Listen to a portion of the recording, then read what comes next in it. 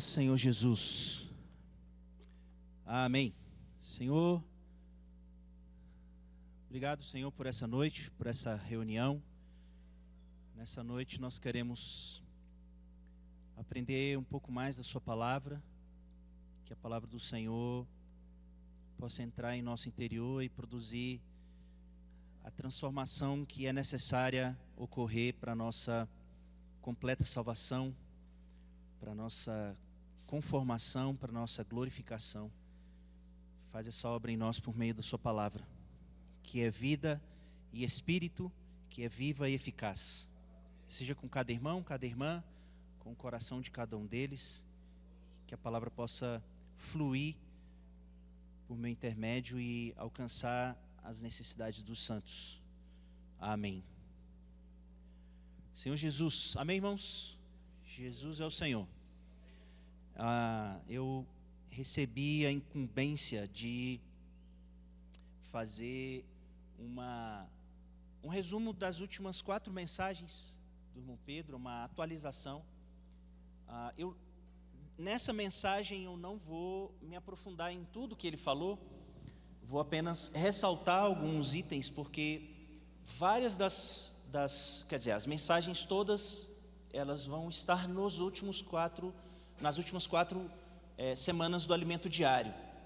Então, para eu não falar agora e depois falar de novo a mesma coisa, ou claro que não é a mesma coisa, porque o Espírito é sempre novo, mas eu pretendo apenas pincelar alguns tópicos importantes dessas últimas mensagens do irmão Pedro, que tem focado bastante naquilo que ele tem chamado de o fluir do rio da graça. Então, Efésios tem mostrado para nós a graça de Deus nos alcançando. E essa graça, ela nos alcança como um rio, porque não importa quão distante o homem esteja, não importa quão distante ele esteja de Deus, ou quão distante a gente possa entender que um lugar é geograficamente, e quão impossível para nós pode ser alcançar alguém geograficamente, esse rio, ele flui e alcança. Então, um exemplo disso foi ter ido no fim do mundo lá da África, né? Um lugar que Deus, ele move no coração de alguém para ir para lá, para ir para o fim do mundo. Às vezes a gente não consegue sair da nossa cidade, enquanto Deus move pessoas para saírem das suas casas, dos seus países, e não é para ir para um lugar melhor, não, é para ir para o fim do mundo. E isso é uma prova de que o Espírito flui, e ele flui levando graça. Pessoas que viviam em idolatria, que viviam em prostituição, que viviam em miséria, em totais ausências de condições humanas mesmo, foram alcançadas pela graça, e essa graça transformou a vida deles. Tirou os ídolos deles para que Deus fosse o único Deus, tirou a prostituição deles, tirou a imoralidade deles, trazendo decência e santidade para eles, e trouxe até mesmo higiene, melhorias humanas, vontade de estudar, vontade de melhorar na vida, porque a vida de Deus nos transforma sempre para melhor. E se existe qualquer coisa que possa parecer com algo ruim, a vida de Deus vai dar um jeito de resolver, vai dar um jeito de tirar aquilo para colocar algo bom. Então é isso, lá numa vila, no final leste, na ponta leste de Madagascar, tem um grupo de pessoas que foi alcançadas por essa graça. Amém? Então, hoje, quem está aqui é um grupo de pessoas que foi alcançado pela graça de Deus. Amém? Você se sente feliz e privilegiado por ter sido alcançado pela graça? A gente viu algumas semanas atrás que nós somos predestinados para isso. E isso não tem nada a ver com quão bom ou perfeito ou adequado a gente acha que é, ou até mesmo seja. A graça de Deus nos alcançar é pura misericórdia de Deus. Não tem nada a ver com mérito. É apenas a bondade de Deus, é apenas a misericórdia de Deus. É imerecido. Não tem nada, ou não teve nada, absolutamente nada que você tivesse feito ou pudesse fazer para alcançar essa graça. Deus olhou e falou assim: eu vou dar minha graça para essa pessoa aqui. Eu vou ser misericordioso com ele, porque o destino dele era o lago de fogo, mas eu vou ser bom para com ele. E a gente viu Romanos 9, é um exemplo muito categórico disso, né? Deus olhou para Jacó e sentiu compaixão de Jacó, e quis Jacó, escolheu Jacó, mas rejeitou Esaú, e rejeitou Esaú. Por quê? Porque Deus quis. E isso não torna Deus alguém injusto. Afinal de contas, o destino de todas as pessoas era a perdição eterna, a condenação eterna. Então, quando Deus salva um, porque quer, Ele foi mais do que justo em deixar o condenado ser condenado, porque é isso que ele merece, porque caiu em pecado, viveu em pecado, abandonou a Deus, foi inimigo de Deus. Então, qual é a consequência disso? É o pecado, é a condenação eterna. Mas aí Deus olha para uma outra pessoa que, boa ou má, é tão merecedora da condenação quanto qualquer outra. Mas Ele fala assim: esse eu quero. E por quê? Só porque Deus quis, porque foi o prazer de Deus escolher você. Bom ou mal, Deus olhou e quis você. Você não se sente grato por isso? Se você parar para pensar que não depende de quem quer ou de quem corre, se você parar para pensar que Deus seria justo em deixar você morrer na condenação do pecado, mas por causa da bondade dele para com você, ele te escolheu, isso já deveria ser suficiente para nos enlouquecer e fazer a gente viver para Deus inquestionavelmente, assim, incondicionalmente. E isso, irmãos, acontece por meio da graça. Foi um rio que nos alcançou. O encargo que o irmão Pedro Dong tem falado nas últimas mensagens está relacionado a como essa graça nos alcança. Se a gente for pedir para cada um contar a sua história de conversão, a gente vai ver que algumas são previsíveis, mas outras são totalmente estranhas, improváveis. Eu, por exemplo, nasci num lar cristão, então, muito provavelmente, eu teria lá minha comunhão com Deus, embora você deva conhecer alguém que também nasceu num lar cristão e que se perdeu. Mas a chance, a probabilidade era de eu acabar me entregando para o Senhor. Mas eu já ouvi história de gente que achou um folheto no chão e foi salvo. Não foi ninguém que falou para ele. Foi alguém, provavelmente aquele folheto foi rejeitado por alguém que o recebeu. E por alguma curiosidade alguém pegou, por uma curiosidade que vem do Espírito Santo, uma provocação, porque até isso faz parte da bondade de Deus. Até essa andada no chão e olhar para baixo naquele momento e sentir vontade de pegar um folheto que foi rejeitado por alguém que está sujo, pisado, talvez até rasgado, vem do Espírito Santo. É Deus provocando cada pessoa para um encontro com Ele. É como um rio que vai conduzindo a pessoa para a salvação.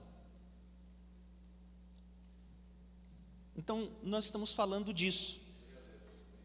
E é importante a gente entender isso, porque Paulo diz em Romanos 1 que se dependesse do homem, ninguém ia querer Deus, ninguém ia querer buscar a Deus. Ele diz que não há quem busque, não há quem queira, não há nenhum sequer. Então, até mesmo essa expressão que a gente usa de aceitar Jesus, ela é uma expressão que a gente usa porque o Espírito nos move a querer Jesus, mas esse querer Jesus não é algo que veio de nós, não veio de você a vontade de querer, veio de Deus a vontade de você querer. Deus quis você, para te ter, Ele te deu vontade de querer Deus, de o querer. Conseguiu entender? Se dependesse de você, você não ia querer. Se dependesse de mim, eu não ia querer. Mas Deus coloca dentro de nós um desejo. É a bondade de Deus. Romanos 4 fala que é a bondade de Deus que nos conduz ao arrependimento. Então, o Espírito Santo, ele convence os homens do pecado, da justiça e do juízo. Essa ideia, essa sensação de sujeira, de pecado, ela não vem da gente, não vem de uma autoanálise, não vem de uma autoavaliação, ela vem do Espírito Santo. Você acha que Paulo queria encontro com Jesus? Só se fosse para prendê-lo. Paulo não queria ter um encontro com Jesus. Paulo era um perseguidor da igreja, e ele era uma pessoa super improvável. Só que Jesus queria Paulo. Eu quero ele. E o encontro vai ser hoje. Daí a luz e tudo aquilo que a gente conhece. Paulo fica sem ver durante 3 dias. E ali provavelmente o Senhor falou com ele, até chegar Ananias e conversar com ele. E aí ele já sai convertido e sai igual um doido pregando o evangelho.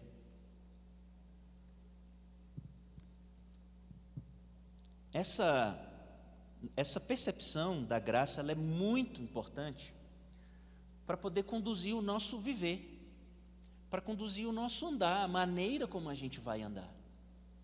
Porque se nós formos alcançados pela graça, a primeira coisa que a gente precisa fazer é andar em graça. É andar nessa graça. Porque se foi por causa da graça, ou foi por meio da graça, que a gente decidiu entrar nesse caminho, ora, não vai ser por meio da mesma graça que nós vamos nos manter nesse caminho? Então, a graça de Deus nos alcançou, e ela precisa continuar no nosso viver. A gente precisa continuar desfrutando dessa graça. Por exemplo, Paulo, em 2 Coríntios 12, ele teve lá as supervisões, as super revelações dele, e aquilo se tornou, ou talvez tenha se tornado para Paulo, um motivo de orgulho. E o que Deus fez? Deus colocou em Paulo uma coisa que ele chama de espinho na carne. E sendo ainda mais específico sobre isso, ele disse que esse espinho na carne era um mensageiro de Satanás enviado para bater na cara dele. Não existe nada mais vergonhoso na honra de uma pessoa do que um tapa na cara. E a sensação de Paulo era que aquele mensageiro, espinho na carne, era como um tapa na cara de Paulo. Era algo que o envergonhava muito. E ele não queria mais sofrer aquele espinho na carne. E ele pede para Deus, ele pede para o Senhor: Senhor, tira, por favor, tira esse espinho. E o que Jesus diz para ele? Paulo, eu não vou tirar o espinho, mas o que eu quero que você entenda é que é melhor ter mais graça.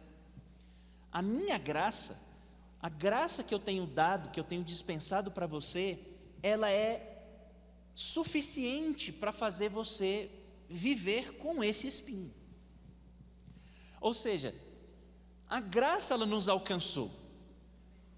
A graça nos tirou de uma condição de condenação, de uma condição perdida. Éramos como tição que foi tirado do fogo, um carvão que não servia para mais nada. E a graça foi lá e nos alcançou, e nos tirou e nos trouxe para cá, e nos deu alguma esperança. E ao longo da nossa experiência, a gente vai tendo as nossas quedas aqui e ali, os nossos conflitos, não é? Os nossos perrengues espirituais, nossas crises, os nossos problemas de relacionamento na igreja, ou mesmo de relacionamento com Deus. E a gente, naturalmente, vai sempre evitar a dor. A gente não gosta de sentir dor. Só que, na perspectiva de Deus, não se trata do quanto está doendo. Não tem a ver com a dor. Não tem a ver, necessariamente, com o quanto você está sofrendo. Tem a ver com o quanto de graça você pode ganhar dentro desse processo. Porque, para pensar, e assim, aqui eu vou fazer um parêntese. Nós vivemos num período da história humana que tem levado as pessoas a rejeitar todo tipo de adversidade, de dor, de adversidade, de sofrimento, seja circunstancial, seja imposta. Ninguém pode sofrer. O próprio cristianismo tem pregado essa história de pare de sofrer. E parece mal da parte de Deus nos deixar sofrer. Só que, se a gente entende que Deus, o mesmo Deus que nos alcançou com a sua graça salvadora, Ele está conosco e está nos conduzindo num processo de transformação, de santificação. Esse mesmo Deus que nos alcançou com a graça salvadora, Ele vai manter a sua graça conosco para que a gente possa passar pelos sofrimentos. Então, veja, quando nós cremos em Jesus, nós acreditamos numa coisa que parece ser muito mais difícil do que passar por um sofrimento. Porque, pela lógica, talvez mais difícil do que passar por um sofrimento que é momentâneo, é acreditar que existe um sofrimento eterno e que você não faz mais parte dele. Entende o que eu quero dizer? Nós aceitamos uma ideia que é muito mais louca, muito mais ilógica, que é a ideia de vida eterna, de salvação eterna, de liberdade, de transformação total, uma vida eterna sem sofrimento.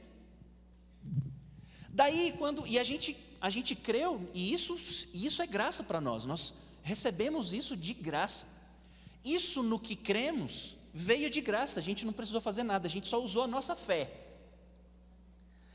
E aí a gente crê nisso para o futuro. Só que na vida diária da gente, vão aparecer os sofrimentos, as perseguições, as adversidades, as lutas, os sofrimentos, dos mais diferentes graus.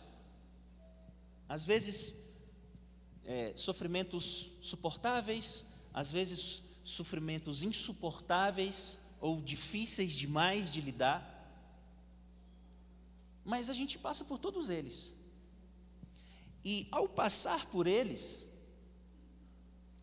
a gente corre o risco de fazer como Paulo e pedir para Deus que tire de nós o sofrimento,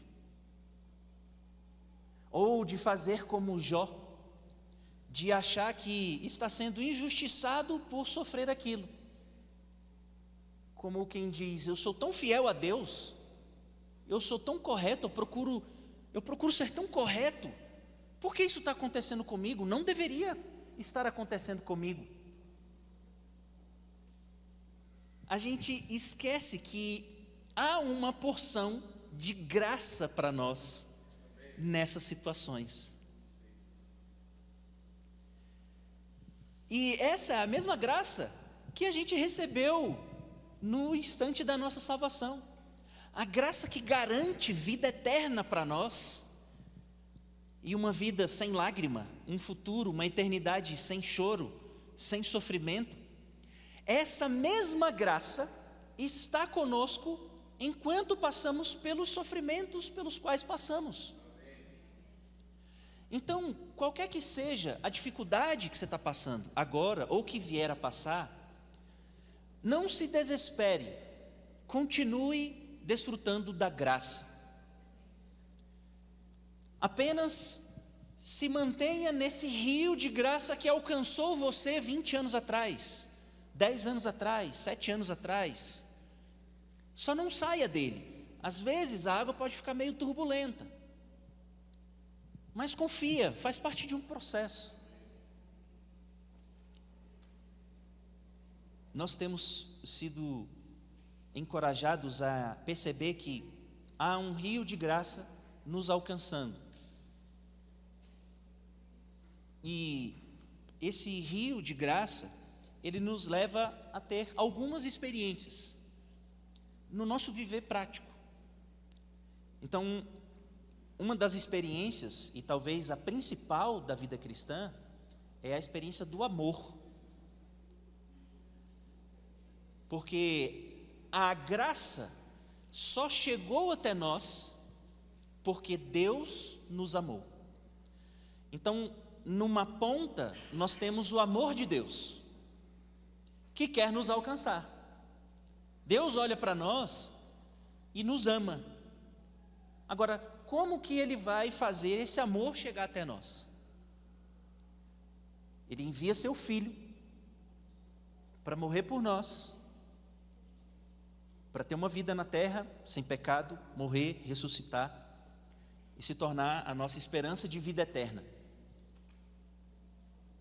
Quando a gente recebe, isso é graça. Por quê? Porque você não precisou fazer nada, mas você só recebe a graça por causa do amor de Deus. Entende? Então, o que é o amor?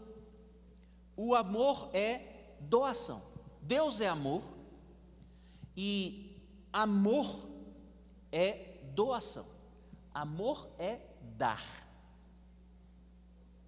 João 3,16. O que diz João 3,16? Porque Deus amou ao mundo de tal maneira que deu. Deus amou o mundo de tal maneira que deu. Amor é doação. E a Bíblia é tão maravilhosa que ela ajuda a gente a entender as coisas, né? Facilita algumas coisas. Então, João 3,16 fala que Deus amou o mundo de tal maneira que deu o seu Filho unigênito. Mas 1 João 3,16 diz o quê? Eu acho isso muito legal. Nisto conhecemos o amor, que Cristo deu a sua vida por nós e devemos dar nossa vida pelos irmãos. Olha que lindo. João 3,16, Deus dá a vida do seu Filho para morrer por nós, para nos salvar. 1 João 3,16, a gente entende o amor. A ideia de amor, ela se completa em João 3,16. Porque em 1 João 3,16. Porque João 3,16, só Deus deu. E aquilo que Ele deu se tornou uma inspiração para aqueles que foram alcançados por esse amor, pratiquem também essa doação. Sejam também como Deus e doem amor. Então, nisso conhecemos o amor. Nós conhecemos o amor não apenas pelo fato de que Deus deu o seu Filho para morrer por nós, ou que Cristo deu a sua própria vida. Nós conhecemos o amor quando nós entendemos que Deus deu e que nós precisamos dar. Ou seja, a graça de Deus, ela nos alcança por causa do seu amor. Se Deus não nos amasse, não haveria Jesus de graça para nós. Deus amou o mundo de tal maneira que deu. Ele não cobrou, Ele não alugou, Ele não vendeu, Ele não deu nenhuma condição, Ele deu de graça. E nós recebemos de graça. Só que nós, inspirados por esse ato de dar, somos encorajados a dar. Dar a nossa vida pelos irmãos. Dar a nossa vida pelos irmãos é olhar para o que Deus fez por nós, e se não da mesma maneira, se não na mesma intensidade, mas de alguma maneira, em algum nível, nós precisamos dar nossa vida pelos irmãos.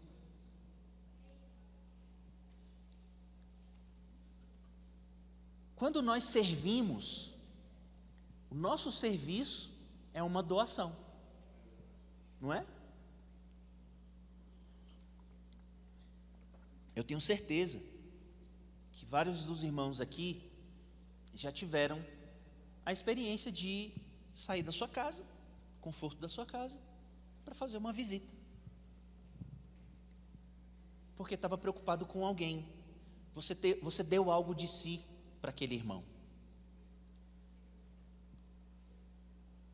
Nós passamos a noite com os adolescentes e jovens aqui, demos o nosso tempo para eles. A Nena dá a vida dela pelos irmãos da terceira idade. E cada um de nós dá a sua vida por algo, é ou não é verdade? Ou, eu espero que você, inspirado pelo exemplo de Jesus, Ele é a nossa referência, inspirado pelo exemplo de Jesus, também dê algo seu, dê a sua vida pelos irmãos. De alguma maneira, em algum nível, dê a sua vida pelos irmãos. Hoje de manhã, nós saímos para pregar o Evangelho. O que é a pregação do Evangelho? Pregar o Evangelho é doar. Pregar o Evangelho é amor.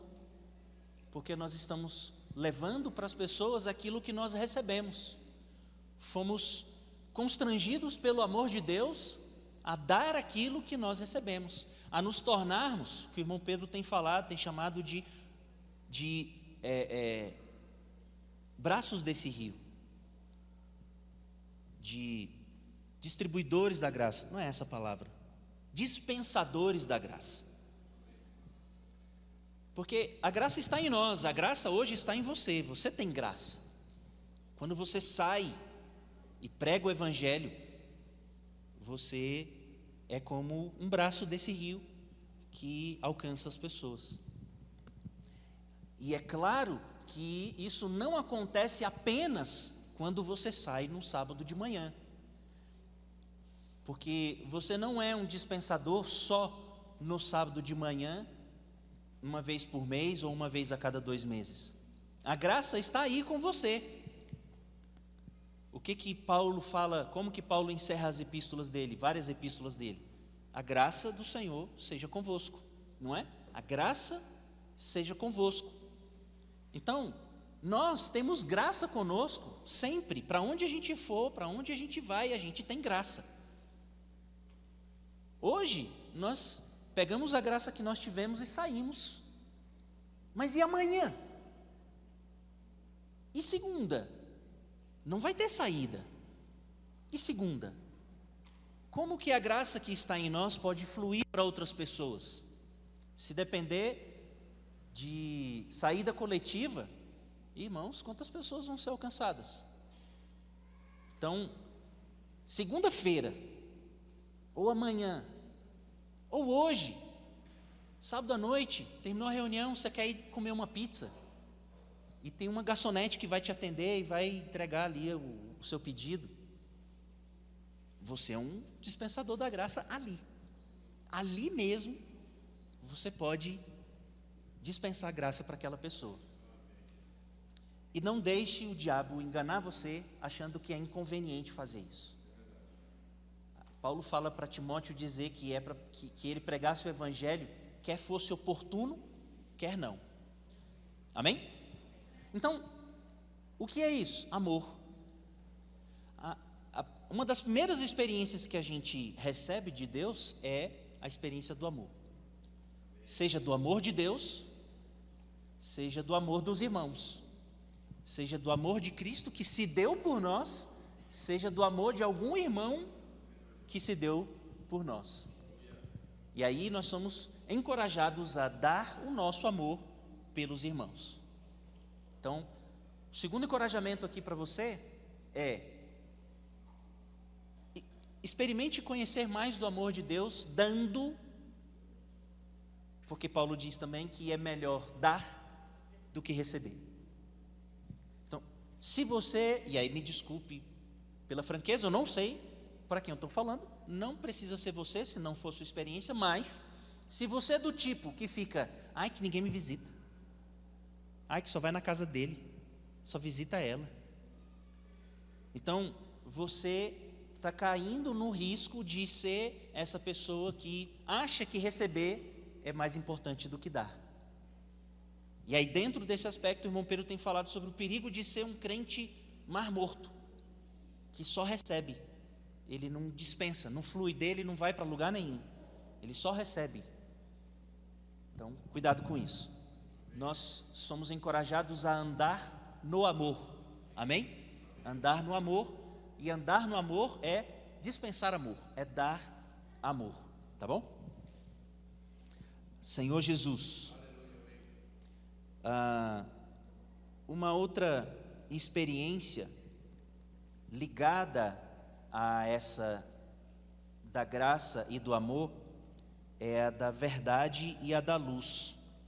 Então eu gostaria de ler aqui com os irmãos João capítulo 1, versículos 14 e 17.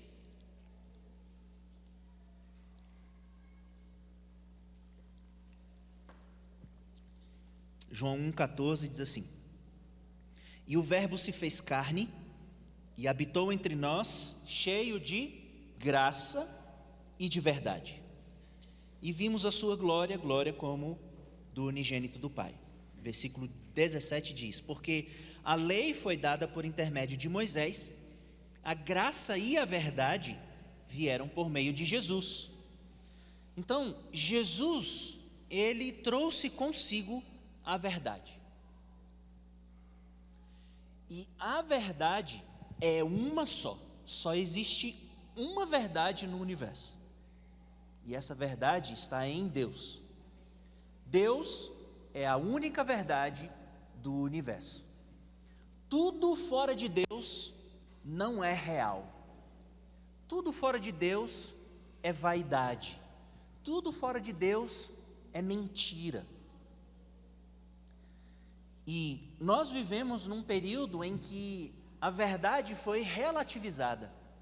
Por quê? Porque não existe uma única verdade.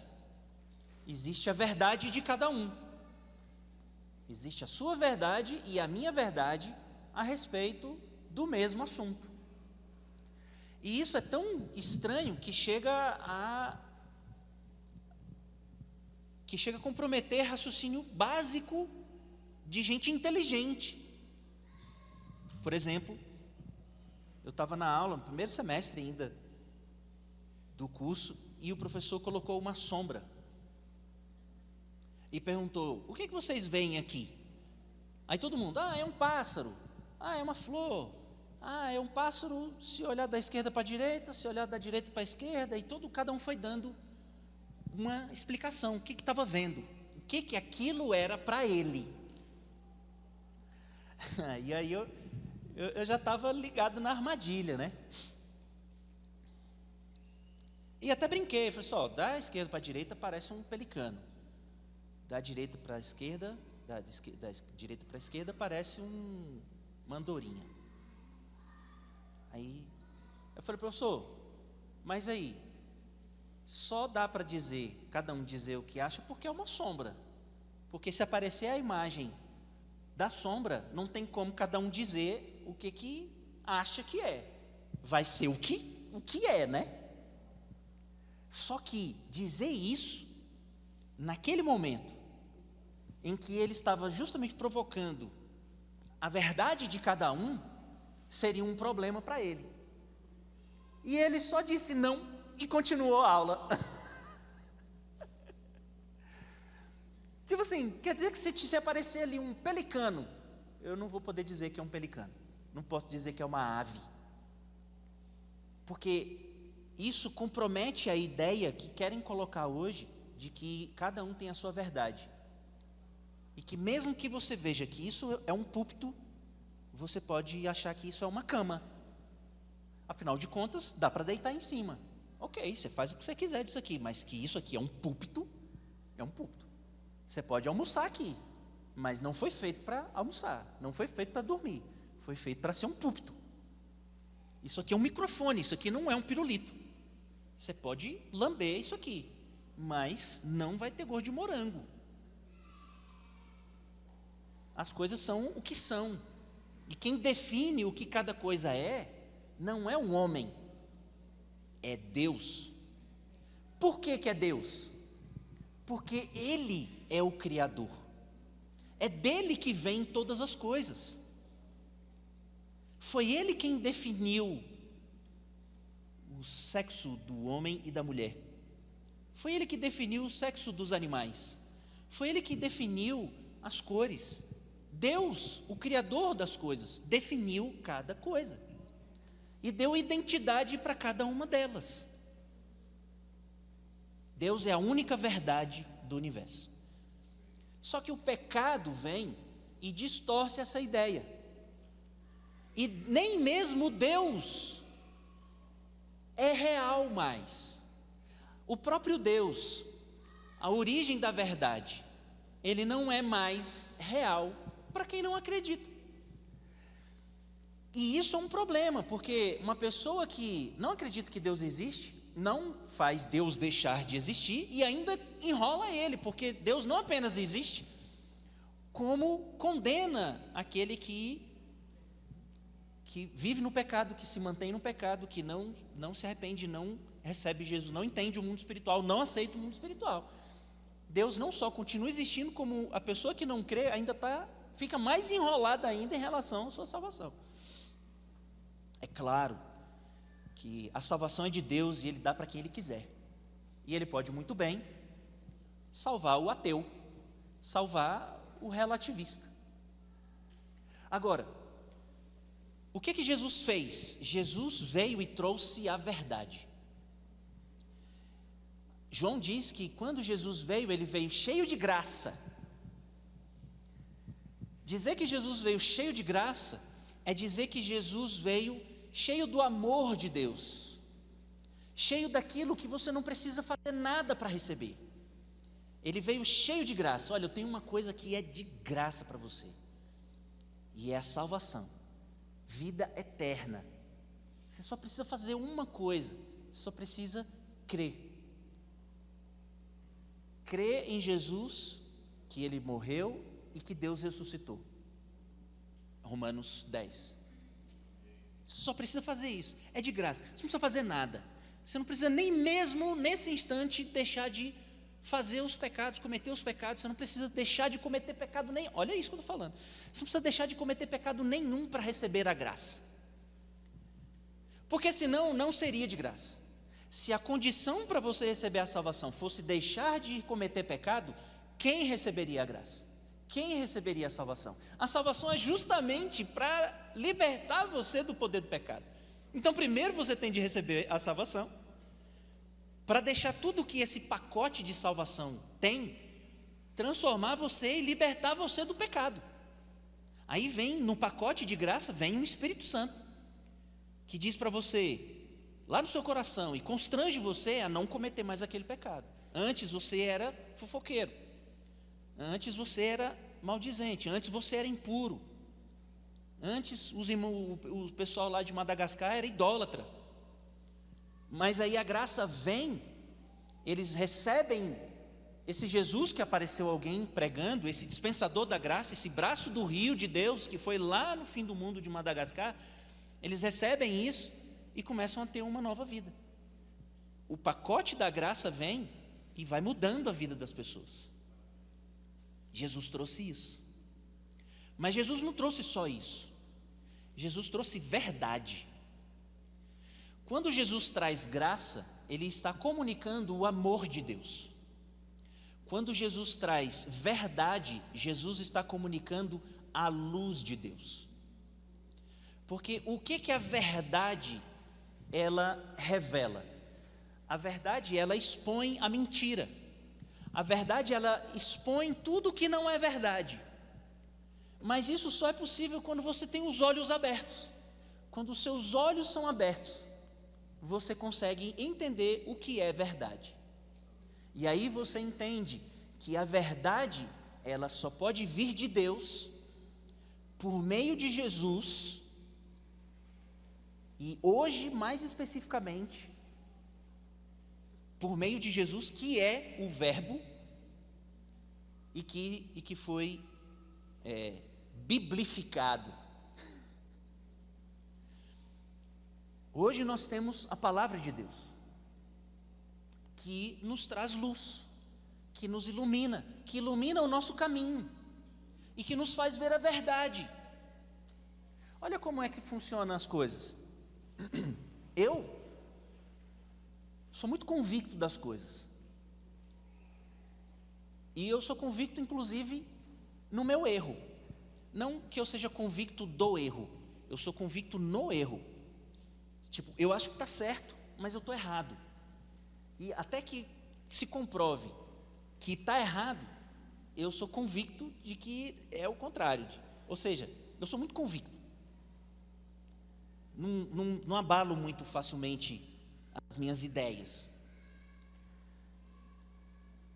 É muito possível que várias das minhas convicções estejam em trevas. Seja como eu dentro de uma sala fechada, com a luz apagada, dizendo que tem um leão aqui dentro. E ele vai me atacar. E isso produz reações dentro de mim. Até que alguém acenda a luz e me faça ver que não tem leão coisa nenhuma. Então, só a luz é capaz de mostrar a verdade. É a luz que diz quão certo e quão errado você está. É a luz que diz quanta verdade há nas suas palavras e no seu procedimento. É a luz que vai dizer se o que você está fazendo ou pretende fazer é para ser feito ou não. O que o Salmo 119, que é o salmo que fala sobre a palavra, nos ensina a respeito da palavra? Nos diz que lâmpada para os meus pés é a tua palavra e luz para o meu caminho. Então, a palavra de Deus é luz para nós. É a palavra de Deus que expõe a nossa mentira. É a palavra de Deus que expõe a sua idolatria. É a palavra de Deus que expõe o seu pecado oculto. Eu não sei se eu já contei aqui, uma vez eu resolvi abrir a Bíblia no provérbio do dia. Então, hoje, por exemplo, é 26. Eu resolvi abrir o provérbio 26. Os irmãos sabem como é que funciona o lance do provérbio, né? O provérbio tem 31 capítulos. E o mês tem 30 dias, alguns meses tem 31 dias.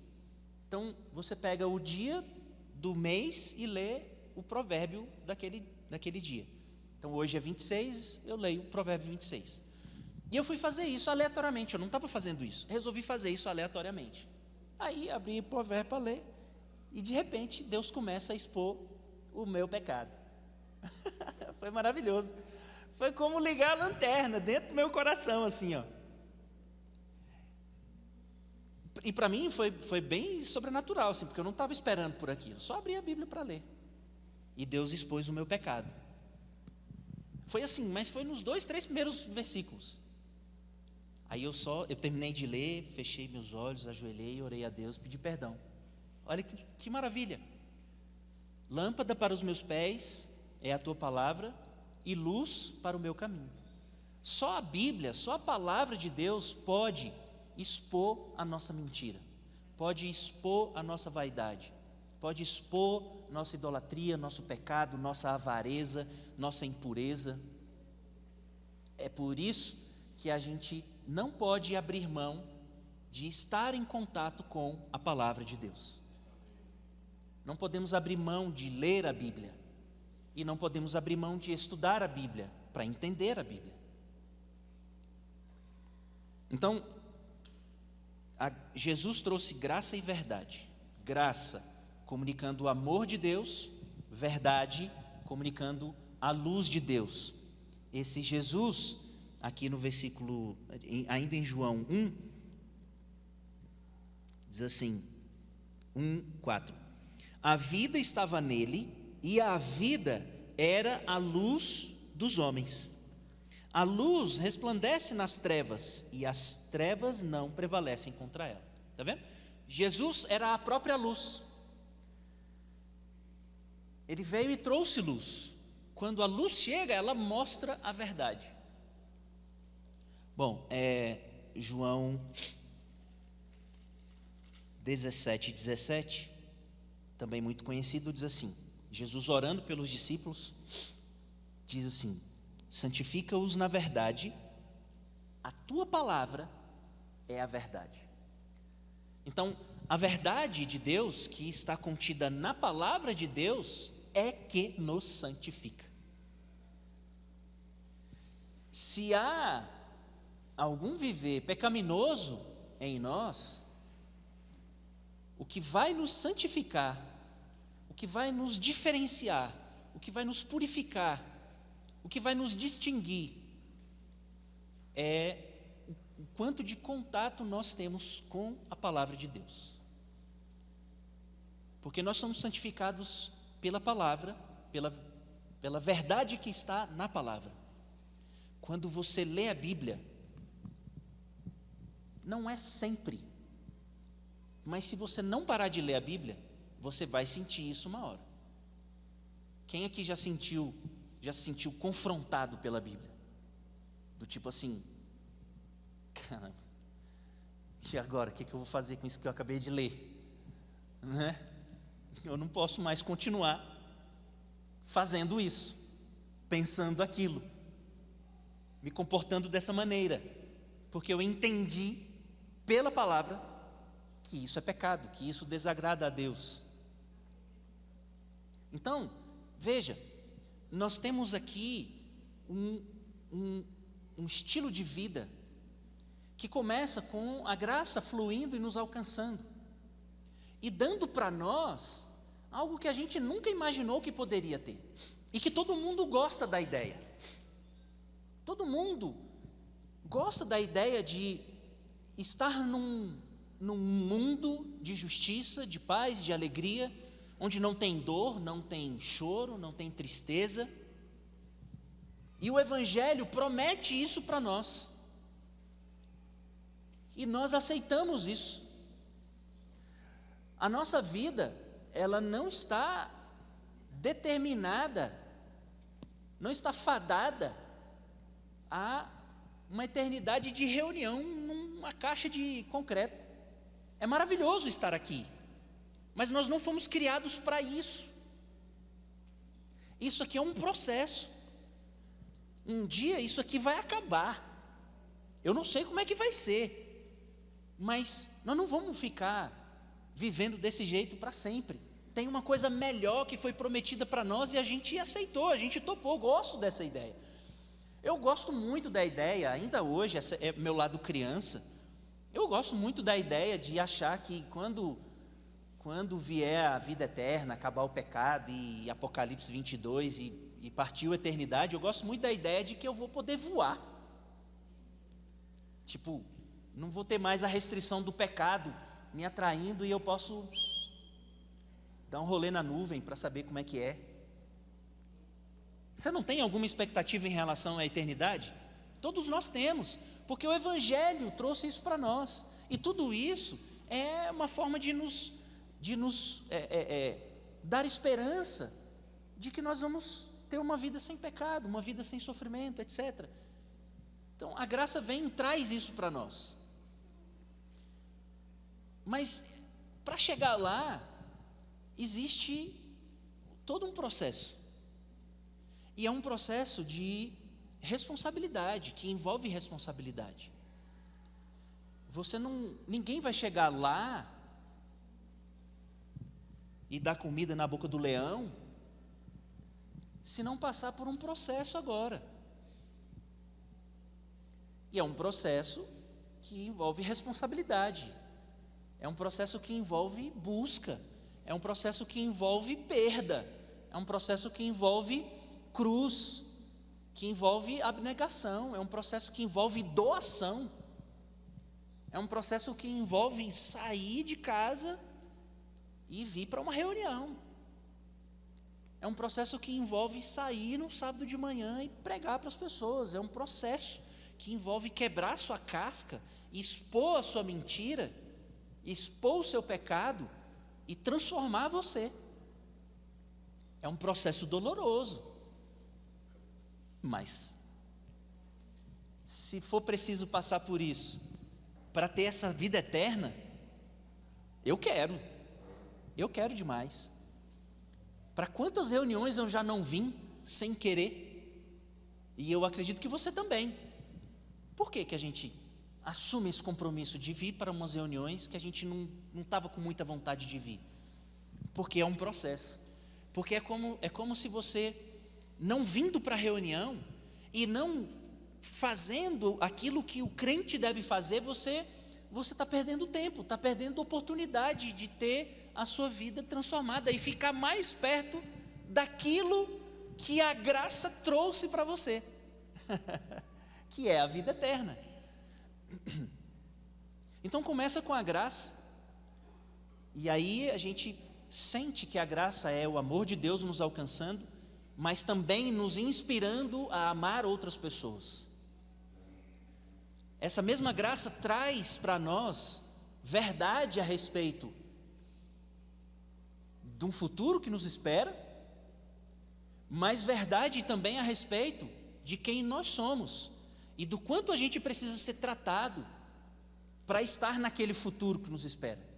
Ou seja, o seu eu da vida eterna não é esse que está sentado aí na cadeira. O eu da vida eterna é um eu transformado. E você está aqui nesse processo de transformação para chegar naquele eu da vida eterna.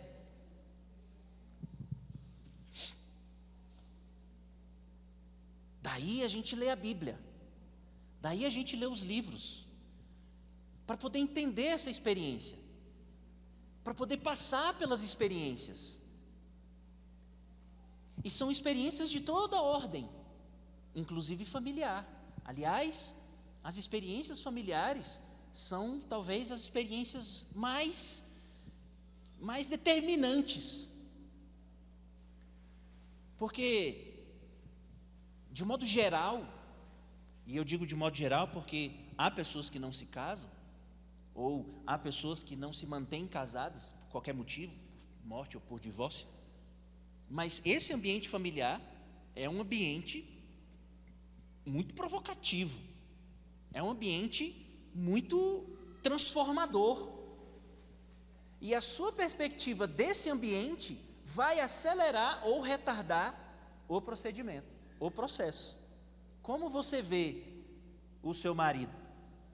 Como você vê sua esposa? E aí, em vez de ficar pensando, tirar da sua própria cabeça o que ele é, aí a gente se volta para a palavra. E a palavra de Deus é a verdade. E a verdade a respeito do relacionamento entre marido e mulher é que a mulher deve se submeter ao marido. E que o marido deve amar a sua esposa. Dizer assim fica muito simples. Porque, e de novo, nós vivemos em dias em que essas coisas, vários desses conceitos têm sido questionados. E existe uma luta, uma briga contra essa ideia de que a mulher precisa se submeter ao marido. E eu acredito que a luta das mulheres, a resistência delas em relação a esse termo, não é culpa delas apenas, porque o pecado está nelas, então é culpa delas também, mas é culpa principalmente do homem, porque Efésios 5 vai dizer o quê? Mulheres, sede igualmente submissa a vossos maridos, como ao Senhor. É isso? Efésios 5. Como ao Senhor. Sede submissas ao próprio marido, como ao Senhor. Olha o que Paulo está falando, que o seu nível de submissão ao seu marido, ele acaba estando atrelado ao seu nível de submissão ao Senhor. Quanto mais submissa você é ao Senhor, mais submissa você aprende a ser ao marido. Sede igualmente submissas ao próprio marido, como ao Senhor. Eu acredito que as irmãs todas aceitam a ideia de se submeterem ao Senhor. Mas às vezes é muito difícil aceitar a ideia de se submeter ao marido. A Bíblia diz que as mulheres devem buscar isso. Um pouco antes de dizer isso, Paulo fala sobre buscar se encher do Espírito, de não se embriagar com o vinho, mas se encher do Espírito. Então, as ideias da Bíblia, as verdades da Bíblia, elas são melhor experimentadas quando você tem o seu espírito cheio do Espírito de Deus. Você mulher, quer aprender o que é submissão real, verdadeira, bíblica? Primeira providência é se encher do Espírito. Não se preocupe em traduzir o conceito. Deixa eu ver qual que é o significado disso no grego, como quem quer escapar de uma ideia de sujeição, de obediência cega, para rebater a ideia de submissão. Não mexe com isso. Antes disso, busque se encher do Espírito. Lembre-se da graça. Sabe a graça? Sabe a graça que deu para você vida eterna? Que prometeu para você vida eterna? Sabe essa graça? Essa graça que te deu uma coisa que é aparentemente impossível, ilógica. Ou seja, o que é mais difícil? Te dar vida eterna ou fazer você se submeter ao seu marido? Então, bom, na minha cabeça, parece que ter vida eterna é mais difícil do que acabar de alguma maneira aprendendo a se submeter ao marido. Então, se eu tenho uma graça que me dá a vida eterna, ora, ela não pode, essa mesma graça que eu estou desfrutando na palavra, que eu estou desfrutando na oração, que eu estou desfrutando junto com os irmãos na reunião, não pode essa graça fazer você se submeter ao seu marido? É claro que pode. Se isso porventura é um problema para você, a submissão, então antes de se esforçar para se submeter, para entender tudo isso, procure, verifique se não está faltando graça. Talvez o seu marido seja como um espinho na carne de Paulo, e isso pode fazer você pensar em se desfazer do espinho, em divorciar mesmo, em separar mesmo. Mas antes disso, verifique quão na graça você está. Olha o que Pedro fala, por exemplo, para as mulheres cujos maridos não congregavam, não eram salvos. Ele diz assim, 1 Pedro 3, partir do 1: Mulheres, sede igualmente submissas a vosso próprio marido, está vendo? Para que, se ele ainda não obedece à palavra, seja ganho. Gente do céu, olha para esse tipo de pregação do Evangelho. Se o seu marido ainda não reúne, vamos sair juntos, vamos sair juntos para orar pelas pessoas na rua.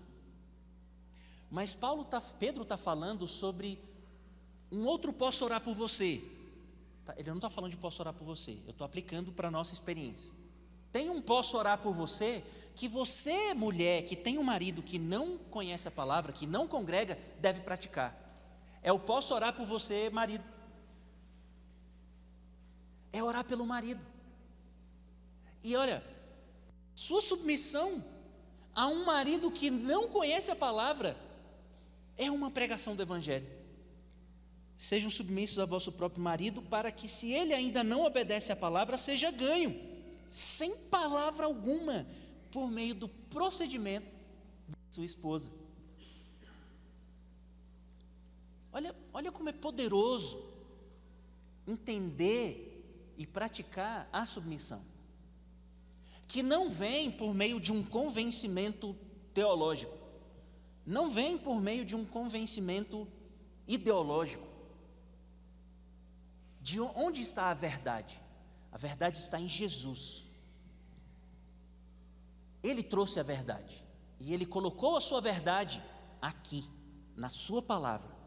Se você tem dificuldade com alguns conceitos serem aplicados na sua vida diária, você precisa buscar mais clareza de Deus, mais luz, para que a luz venha iluminar e traga verdade para você. E se você tem dificuldade de ver na palavra, aí, depois de você ter buscado em oração, na leitura da Bíblia, aí você procura algum irmão, aí procura o Jorge, procura o Natal, procura o Diego, procura os irmãos, pode me procurar, procura os irmãos que têm experiência na palavra e podem te ajudar de alguma maneira. Se achar que tem alguma irmã que é um modelo para isso, procure uma irmã. Porque nós estamos aqui pregando e lendo, mas tudo isso uma hora vai ser demandado de nós na nossa experiência. E tudo isso tem um objetivo, o objetivo de nos transformar individualmente. E à medida que nós somos transformados individualmente, em cada experiência, e nós juntamos essas transformações individuais, nós somos edificados. Se você tem dificuldade nessa experiência e busca comunhão com uma irmã que pode ajudar e te ajudar a passar, a entender e praticar isso, isso é edificação. É você sendo transformada em algo que uma irmã já passou, uma experiência que pode ter sido dolorosa para ela, pode ter sido difícil, sofrida para ela, mas que ela compartilha com você e aí gera edificação.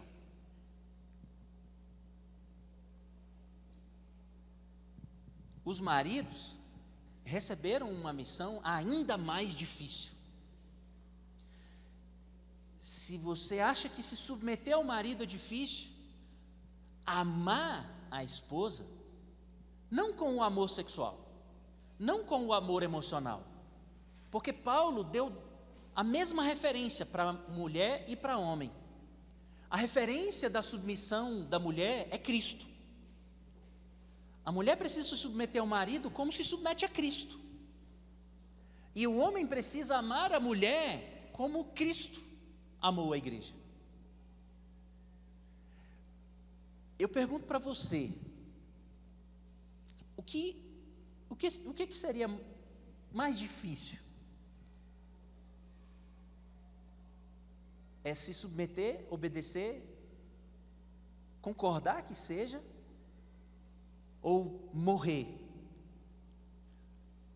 Provar o amor por meio de morte, por meio de entrega, por meio de abnegação.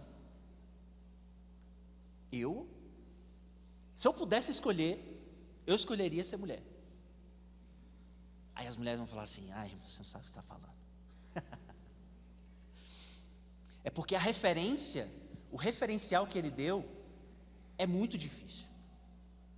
O homem tem que amar a mulher como Cristo amou a igreja, e assim mesmo se entregou por ela. O que vai atrair, ganhar, conquistar a submissão da mulher é a entrega do homem. Então, a responsabilidade de fazer a mulher se submeter é a de o homem se entregar e ser como Jesus. Não é fácil. Não é nem de fazer a mulher se submeter, é de conquistar mesmo a submissão. E Paulo não alivia. Ele diz assim: para que a santificasse, tendo-a purificado por meio da lavagem de água pela palavra, para apresentar a si mesmo igreja gloriosa, sem mácula, nem ruga, nem coisa semelhante, porém santa e sem defeito. Assim também os maridos devem amar a sua mulher como ao próprio corpo. Quem ama a esposa, a si mesmo se ama. Então, olha o processo que Jesus passou para tornar a igreja perfeita, pura, sem defeito. O marido deve amar a mulher desse jeito. O marido deve ser o responsável por ajudar a mulher a se santificar. O marido deve ser o responsável por ajudar a mulher a se purificar. O marido deve ser o responsável por apresentar essa mulher a Deus, como Cristo faz com a igreja. Então, a nossa missão não é fácil. Nós somos responsáveis por prover para a nossa esposa segurança emocional, segurança espiritual, orientação espiritual, encorajamento espiritual. Essa é uma responsabilidade nossa. É claro que isso não impede as irmãs de fazerem o mesmo com os homens quando eles estiverem desencorajados. Vai acontecer. Mas não se espera também que um homem esteja sempre desencorajado. E claro, não se espera que a mulher esteja sempre desencorajada. Aqui é uma troca. Uma troca onde onde o homem dá o amor e a mulher dá a submissão. E quando os dois estão juntos, aí eu achei interessante isso que o irmão Pedro falou. Quando os dois estão juntos nessa frequência de amar e se submeter, pode acontecer de eventualmente o marido, como eles estão na mesma frequência, pode acontecer de eventualmente o marido se submeter à mulher. Numa consulta, numa comunhão, numa conversa, vamos tomar uma decisão difícil. Estamos num momento aqui que a gente precisa da comunhão, vamos conversar, estamos conversando um com o outro, e aí a mulher fala uma coisa. Quando a frequência é a mesma, aí o homem pode entender que vale a pena seguir aquela orientação, aquele conselho da esposa. E eu falo por mim, quantos erros eu cometi por não ouvir a Sara. Muitos erros, muitos erros. Aí entra tudo essa coisa não vou chamar de machismo, feminismo, é o pecado, irmãos. É o orgulho. O orgulho dentro do homem impede ele de ouvir a mulher, de aceitar um conselho feminino. Mas a Bíblia fala que o homem ele deve amar. E muitas vezes, ouvir a esposa é uma prova de amor. Porque, nossa, das coisas que eu não ouvi a Sara, se eu tivesse ouvido, teria trazido tão menos dor de cabeça para ela. Ou seja, quando eu não a ouvi, eu não a amei.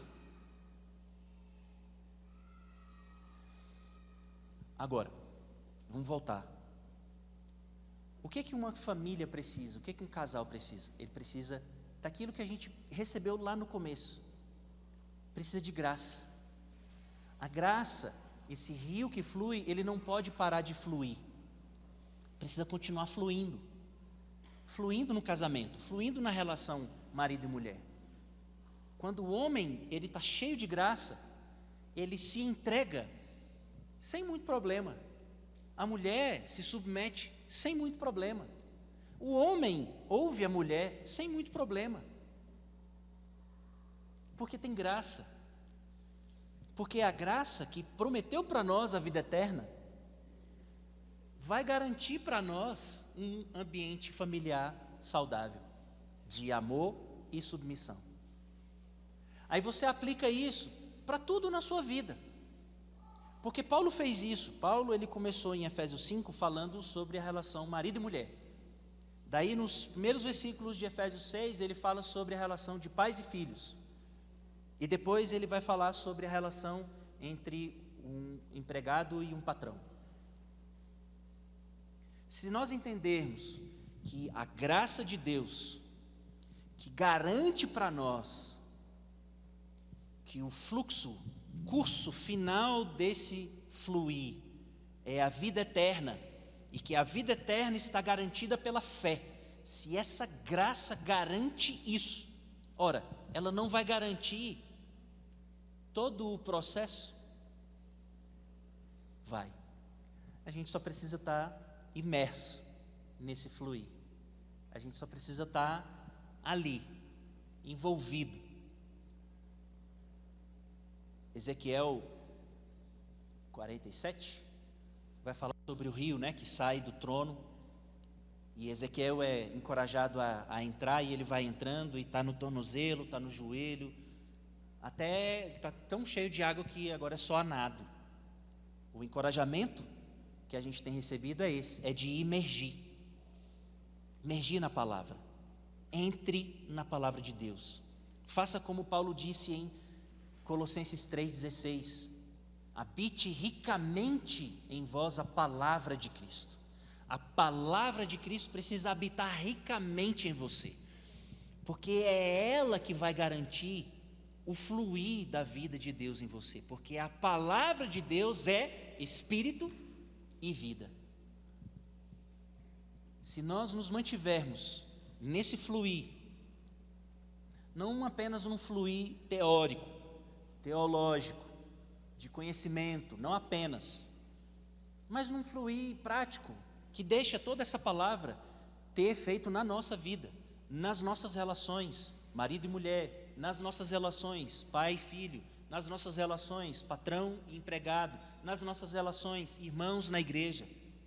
Certamente, eu não tenho dúvida de afirmar, porque não afirmo por mim mesmo, mas pela palavra, certamente, nós seremos transformados, seremos perfeitos como Deus é perfeito, seremos santos como Deus é santo.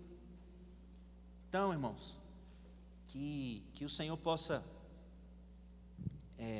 nos constranger, possa nos encorajar, que vocês possam buscar sempre mais, e eu vou me atrever a falar, pelo menos a meu respeito, no que diz respeito a mim, como alguém que vem aqui à frente, não dependa daquilo que eu vou dizer para você de tempos em tempos aqui.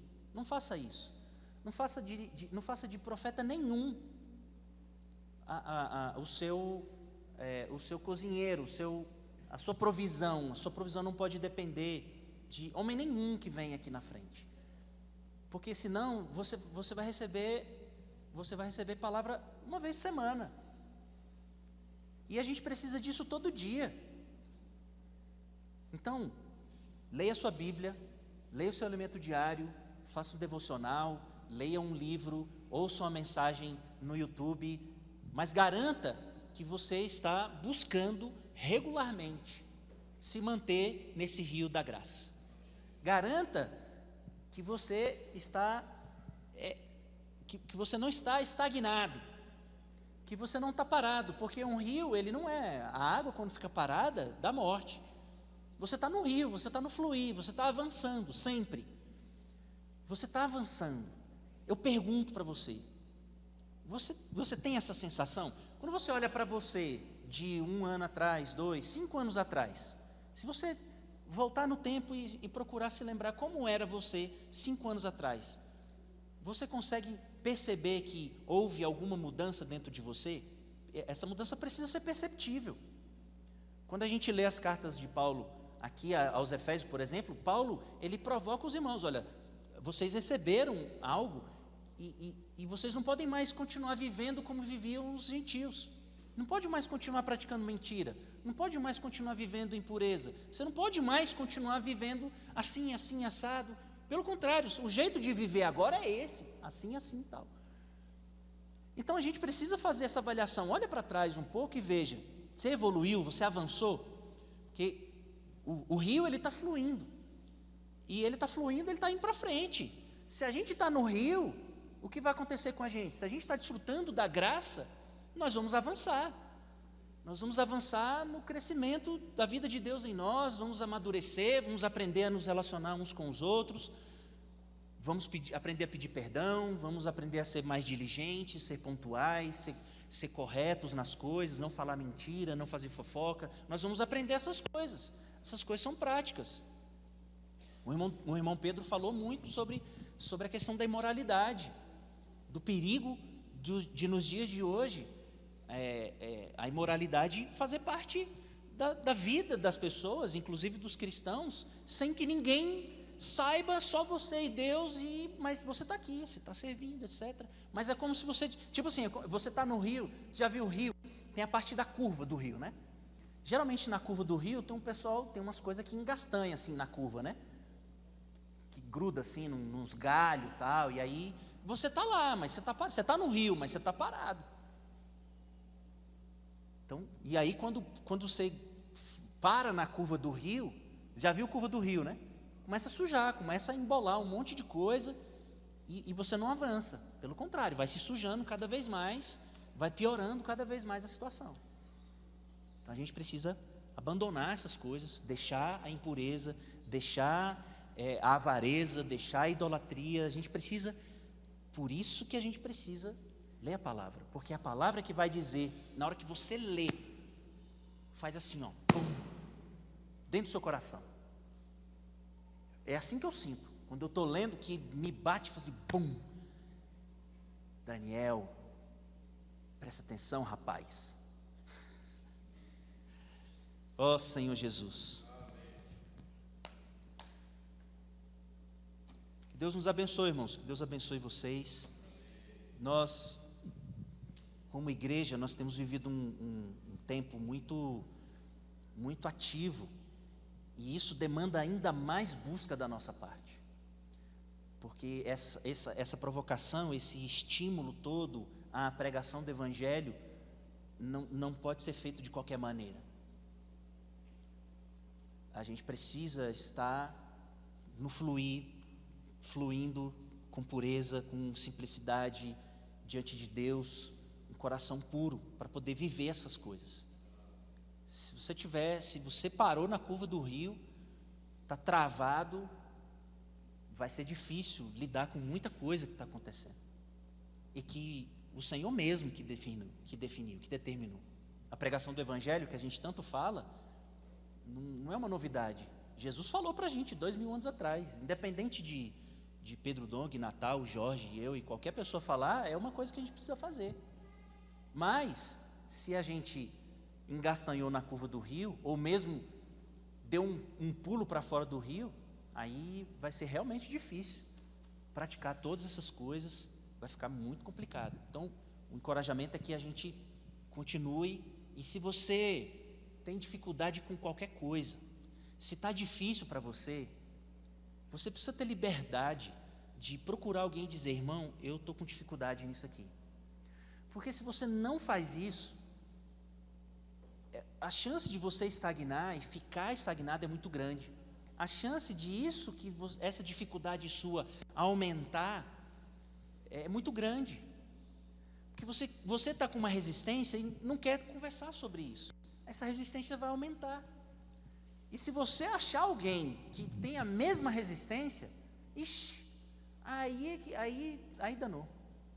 Então, qual que é o meu encorajamento para você que sente que travou em algum lugar do rio? Busca comunhão. Meu encorajamento para você que sente que saiu do rio, você está seco, busca comunhão. Mas não se permita se sentir estagnado. Se você sente que está estagnado, se você acha que está estagnado, então busque comunhão para a gente poder ajudar você a avançar. É isso que nós queremos, que a igreja do Senhor avance. Queremos que você avance. Amém? Jesus é o Senhor.